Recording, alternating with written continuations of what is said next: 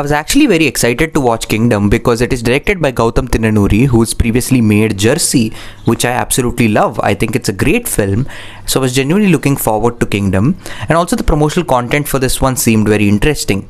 But unfortunately enough, this turned out to be a huge disappointment. Let's start off with what works with the film. The film is brilliantly shot.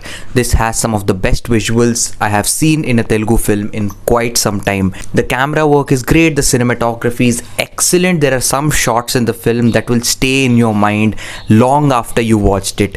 It is very well shot, especially there are a couple of action sequences in the first half. There is one boat chase which is very slick, very stylish and very well executed. I genuinely enjoyed a lot of how the film looked from a visual perspective. There is no denying that Gowtham Tinnanuri is a great director. He definitely does a great job directing the entire film, but it is only in the execution that all of it falters, and of course the writing, and we'll come to that. But let's talk about something else that works. Anirudh's music is great. It's top notch. It's exactly what Anirudh has been doing for the past couple of films. He's always been this music director who's followed a set pattern in the way he scores films, but they always work, and it works here. It's only the way this sound is used in some places that feels a little off and underwhelming, especially in the last part of the film, last stretch of the film. There's a song that comes in, and the way it's integrated with the visuals just feels really weird, and it honestly made me laugh. Like, it was unintentionally hilarious. So there are some places where the music integration is not that great, but in general, just to listen to and just to feel it, the music does sound really good. Another thing that I absolutely loved was Satyadev's character and his performance. Satyadev actually gives a very good performance in this one, surprisingly so. I did not expect his character to be as impactful as it was, and I really enjoyed his character too, the way he starts and way he progresses throughout the film. He was also in a way the emotional anchor of the film. Sadly, this emotion is not present throughout the film, but wherever it does hit, it's probably because of this character. Another thing I really liked is there are certain scenes in this one that are actually very good. Like, there is this one beautiful little scene where there is a revelation about the past of Vijay Devarakonda and Satyadev, and the way it kind of goes back and forth between the past and the present, and we see Satyadev doing a similar action in both of them. It's beautifully edited, and it's really a nice scene. It's very nicely written and has a good emotional weight in that one, and I can actually point out 2 or 3 more such scenes which left an impact. But unfortunately, that's where the list of goods stop, and we have to go into things that don't work. Now, don't get me wrong, Vijay Devarakonda was really good in the film, and his performance was surprisingly restrained, especially in the first half. But as the film progresses and it increases in scale and scope, his performance becomes a bit too jarring and way too over the top for a film like this, or at least what it's trying to communicate. I really wanted to enjoy his performance, but there are certain sequences where it felt like he was overdoing it, and I really enjoyed the restrained performance that he gave in the first half as compared to what happens in the latter half.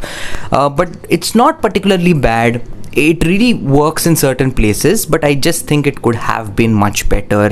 Bhagyashree Bose plays the heroine. She's literally in the movie for 4 scenes maybe, and I don't really want to talk much about it because there's nothing important that character brings to the table, and honestly I think we're way past that line to really expect well-written female lead characters in big Indian projects like this. It's really reaching for the stars to even expect something like that, so I'm just not gonna talk about any of it. But here's the main problem with Kingdom. The big issue with Kingdom is the lack of emotional resonance and the way it really chooses to tell its story. Now, the film starts off as a spy drama, as a very grounded espionage film where Suri essentially goes undercover to infiltrate his brother's gang in an attempt to get closer to his brother and at the same time give information back to the police. Now, this is a very interesting little story bit because you have a good emotion, that is the brotherly emotion between Vijay Devarakonda's character and Satyadev's character, and also you're having this really nice espionage plot where you have to feel on the edge of your seat, right? Because Vijay Devarakonda has infiltrated this gang, and you want to feel this tension, you want to feel this thing, like you don't want him to get caught, but at the same time you also want him to succeed in the mission. That is completely missing. There is absolutely no scene that makes you feel that way. There is no scene where you're questioning if the hero will be able to complete his mission or not. It just flows from one scene to the other, and you're just watching it as it unfolds, and nothing really hits you on an emotional level. It's very flat and very hollow. But the first half still in itself works to an extent, because there are some elements that actually intrigue you. You really are interested in the character of Suri, which is played by Vijay Devarakonda, and you want to see how his story goes ahead. There are some interesting elements, especially in the way this crime organization operates and the hierarchy that they bring to it. You really want to explore that more. And the espionage plot, even though a little underdeveloped and lack of tension, you're still invested in it and you want to see more of it. And that's where the film takes a huge misstep in the second half and converts it into this large scale action epic, or whatever you want to call it, and it turns into something like Pushpa, KGF or Devara. And that's a huge misstep. That is not what the film was trying to be. That is not at all what the film should be. And it introduces this chosen one trope, this savior trope, that felt so underwhelming, because we've been seeing this for ages now. The guy who goes to a village or a community and all of the sudden he's the savior. He has to save everyone from a bunch of atrocities, and he becomes this powerful leader. And I am just tired. We've been seeing these kind of movies for decades now. Please just stop. How many are we gonna make on this same topic? It is just so bland and boring to this point, and it's not even executed well. It is executed in a rushed manner. The last 45 minutes are dizzyingly fast. And that's not a praise. I'm not saying it's fast paced. It is very, very messy and muddled up.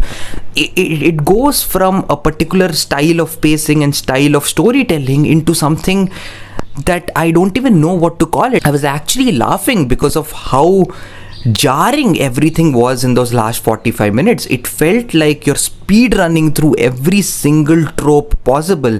You're speed running through the action set pieces to have no impact. You're speed running through this suddenly messiah figure that Suri has become, which you have no understanding of. There is no weight, there is no power. You don't feel that redemption that you need to feel when the community is finally taking revenge on the people who oppress them. You don't feel any of that.